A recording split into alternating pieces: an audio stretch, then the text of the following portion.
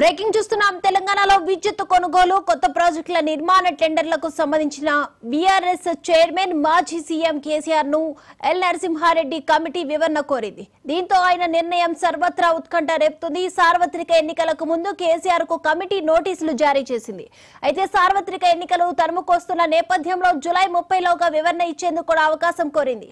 అయితే జూన్ 15 వరకు కూడా గడువు విధించిన కమిటీ శనివారంతో గడువు ముగియడంతో కేసీఆర్ ఎలాంటి నిర్ణయం తీసుకుంటారనే దానిపై కూడా దృష్టి సారించింది.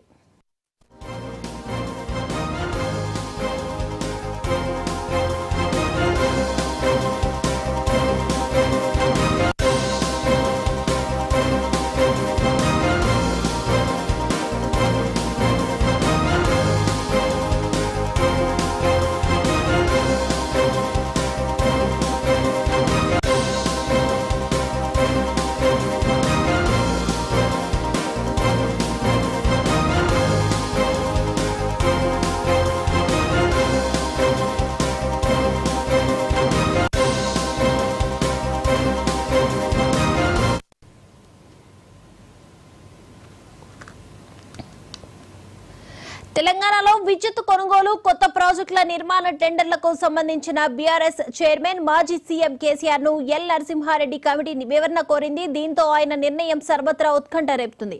సార్వత్రిక ఎన్నికలకు ముందు కేసీఆర్ కు కమిటీ నోటీసులు జారీ చేసింది. అయితే సార్వత్రిక ఎన్నికలు తరుముకొస్తున్న నేపథ్యంలో జూలై 30లోగా వివరణ ఇచ్చేందుకు కూడా అవకాశం కోరింది. అయితే జూన్ 15 వరకు గడువు విధించిన కమిటీ శనివారంతో గడువు ముగియడంతో కేసీఆర్ ఎలాంటి నిర్ణయం తీసుకుంటారనే దానిపై కూడా దృష్టి సారించింది.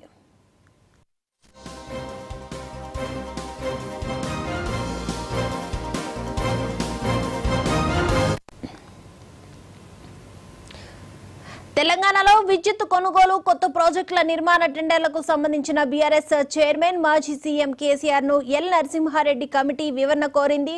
దీంతో ఆయన నిర్ణయం సర్వత్రా ఉత్కంఠ రేపుతుంది. ఈ అంశానికి సంబంధించి మరిన్ని అప్డేట్స్ అందించడానికి మా తెలంగాణ స్పెషల్ కరెస్పాండెంట్ శ్రీకాంత్ సిద్ధంగా ఉన్నారు. శ్రీకాంత్,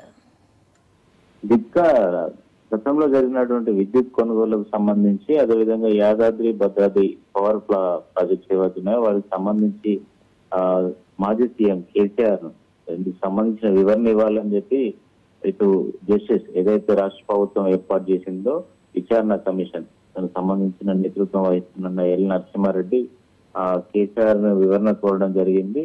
దీనికి సంబంధించి జూలై 30 వరకు సమయం ఇవ్వాలని చెప్పి గతంలోనే కేసీఆర్ కు చెప్పినట్టు ఆయన మొన్న మీడియా సమావేశం ఏర్పాటు చేసి పేర్కొనడం జరిగింది. దీనికి సంబంధించి దీనికి సంబంధించి ఎలక్షన్ నేపథ్యం ఉంది కాబట్టి గడువు కోరామన్నారు. కానీ ఎన్నికల ప్రక్రియ పూర్తయిన నేపథ్యంలో ఈ జూన్ 15 నాటికి అంటే ఇవాళకి ఖచ్చితంగా ఇవ్వాలని చెప్పి స్పష్టం చేయడం జరిగింది. అయితే ఈ రోజు పంపిస్తారా, లిఖిత పూర్వకంగా ఆయన అటెండ్ కాకపోయినప్పటికీ లిఖిత పూర్వకంగా ఆయన పంపించాలని చెప్పి ఆయన కోరడం జరిగింది. అయితే దానికి సంబంధించి కేసీఆర్ నుంచి ఎట్లాంటి సమాధానం వస్తుందనేది మాత్రం ఉత్కంఠగానే ఉందని చెప్పవచ్చు. ఈ రోజు తన లీగల్ టీం ద్వారా కానీ సంబంధించిన గతంలో ఆయనతో ఉన్నటువంటి పర్సనల్ సెక్రటరీ ద్వారా కావచ్చు దీనికి సంబంధించి పంపించే అవకాశం ఉంది. ఎందుకంటే ఇప్పటికీ బీఆర్ఎస్ఎన్లు కావచ్చు, గత ప్రభుత్వంలో పనిచేసినటువంటి రిటైర్డ్ అధికారులు కావచ్చు అప్పటి డిమాండ్ మేరకు ప్రభుత్వ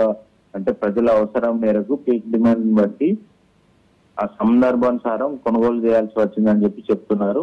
అయితే ఇప్పుడు కేసీఆర్ సమర్పించేటువంటి నివేదిక ఏదైతే ఆయన లిఖిత పూర్వకంగా ఇయ్యనున్నారో కమిషన్ కు దానికి సంబంధించి మాత్రం ఆసక్తి నెలకొంది. ఎట్లాంటి వివరాలు అయినా ఇస్తారనే దాని మీదనే చర్చనీయాంశమైంది. ఈ రోజు ఆ కమిషన్ మాత్రం ఈ రోజు 15 తారీఖు ఆయనకు డెడ్ లైన్ లాగా విధించడం జరిగింది. ఆయన ఖచ్చితంగా వివరణ ఇస్తారని కూడా ఇటు కమిషన్ భావిస్తుంది. ఒకవేళ ఇవ్వకుంటే మళ్ళీ నోటీస్ పంపించే పునరాలోచన కూడా చేస్తుంది. ఎందుకంటే జూన్ 30 లోపే నివేదిక పూర్తిస్థాయిలో రూపొందించాలని చెప్పి ఇటు కమిషన్ ఎల్ నరసింహారెడ్డి నేతృత్వంలోని కమిషన్ భావిస్తోంది. అయితే ఇప్పటికి ప్రభుత్వం కూడా ఎంత తొందరగా నివేదిక సమర్పిస్తే దాని అనుగుణంగా ప్రభుత్వ చర్యలు ఉంటాయని చెప్పి ప్రభుత్వం కూడా భావిస్తున్న నేపథ్యంలో కమిషన్ కూడా దీనిపై వేగం పెంచింది. కేసీఆర్ సంబంధించిన వాగ్మూలం ఏదైతే వస్తుందో దానికి సంబంధించి ఏదైతే లిఖిత పూర్వకంగా వస్తుందో అనంతరం ఒకవేళ సంతృప్తి చెందకుంటే కమిషన్ ముందు కూడా హాజరు కావాల్సిందే అని కూడా ఆయన వ్యాఖ్యానించిన పరిస్థితి కనిపిస్తుంది. ఈ నేపథ్యంలో కేసీఆర్ రాసేటువంటి పంపించేటువంటి ఏదైతే లెటర్ ఉంటుందో దాని ప్రకారం ఉండబోతుంది. చాలా వరకు కేసీఆర్ ఏం మెన్షన్ చేస్తారనేది ఇంట్రెస్ట్ నెలకొంది. అంటే ముఖ్యంగా ఒకవేళ దీన్ని సంతృప్తి చెందకుంటే కమిషన్ ముందుకు హాజరు కావాల్సి ఉంటుందని పేర్కొన్న నేపథ్యంలో కేసీఆర్ మాత్రం గతంలో తీసుకున్న నిర్ణయాలు ఎందుకు కొనాల్సి వచ్చింది, ఛత్తీస్గఢ్ పవర్ ప్రాజెక్టు సంబంధించి కావచ్చు, ఇప్పుడు యాదాద్రిలో నెలకొల్పిన పవర్ ప్లాంట్ దామరచర్లు నెలకొల్పిన పవర్ ప్రాజెక్టు కావచ్చు, భద్రాద్రి పవర్ ప్రాజెక్టు కావచ్చు, వీటన్నింటికి ఆయన సమాధానం ఇవ్వనున్నట్టు తెలుస్తుంది. దీనికి సంబంధించి ఇంట్రెస్ట్ గానే ఉందని చెప్పచ్చు. Right, thank you Srikanth.